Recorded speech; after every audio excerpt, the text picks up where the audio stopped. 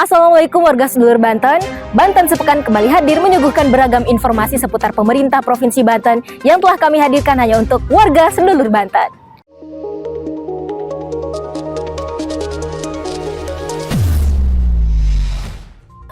PJ Gubernur Banten Al-Mukhtabar dampingi Presiden Joko Widodo tinjau pembangunan PT Lotte Chemical Indonesia.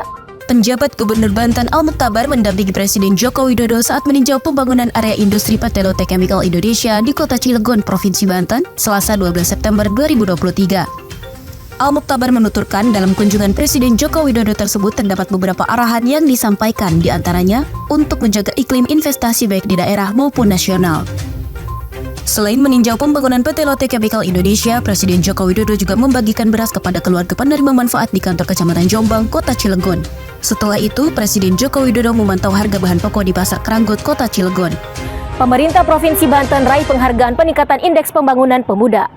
Pemerintah Provinsi Banten berhasil meraih penghargaan pemerintah provinsi dengan kenaikan indeks pembangunan pemuda tinggi dari Kementerian Pemuda dan Olahraga Republik Indonesia.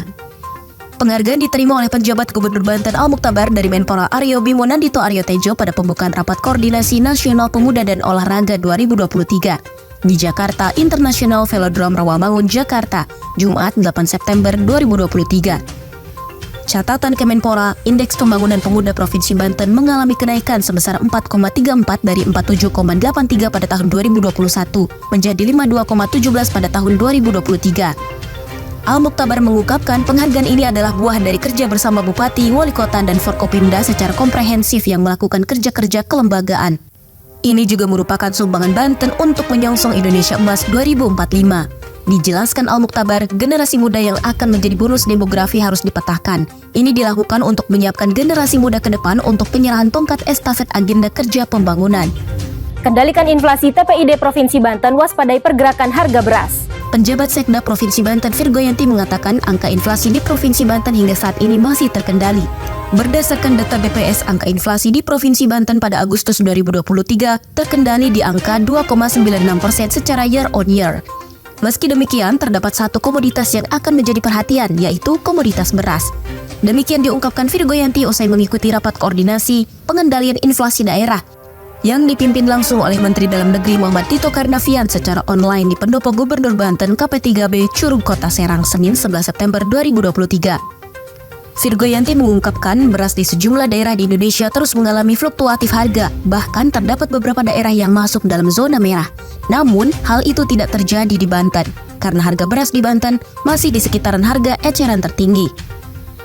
Meski demikian, pemerintah Provinsi Banten terus meningkatkan upaya-upaya pengendalian inflasi. Terlebih, saat ini terdapat ancaman dari dampak El Nino. PJ Ketua TPPKK Provinsi Banten hadiri Rapat Koordinasi Nasional PKK se-Indonesia.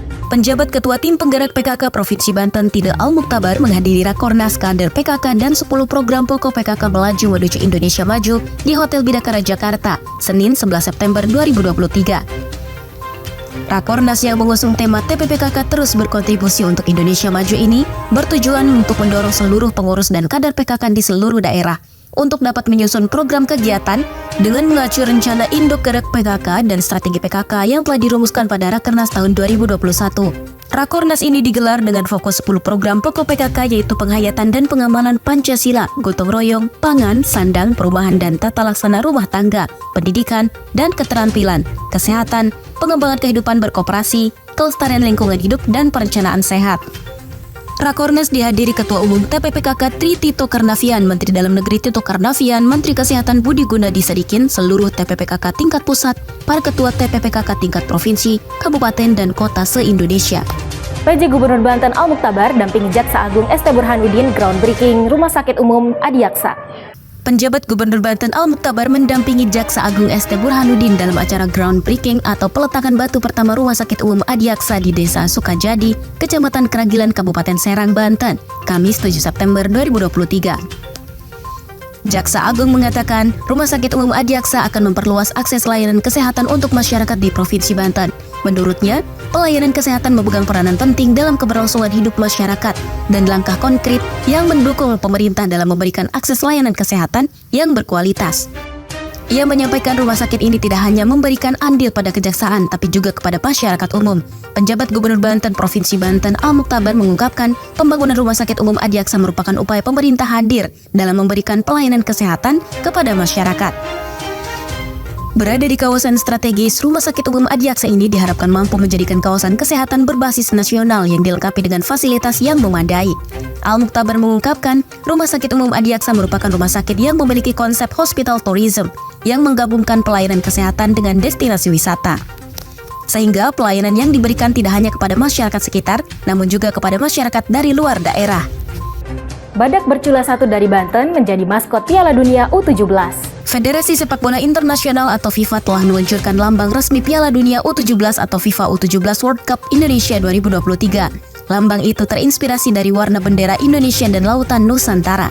Sementara mahkota bergambar bola mewakili hasrat global akan permainan yang digemari seluruh dunia.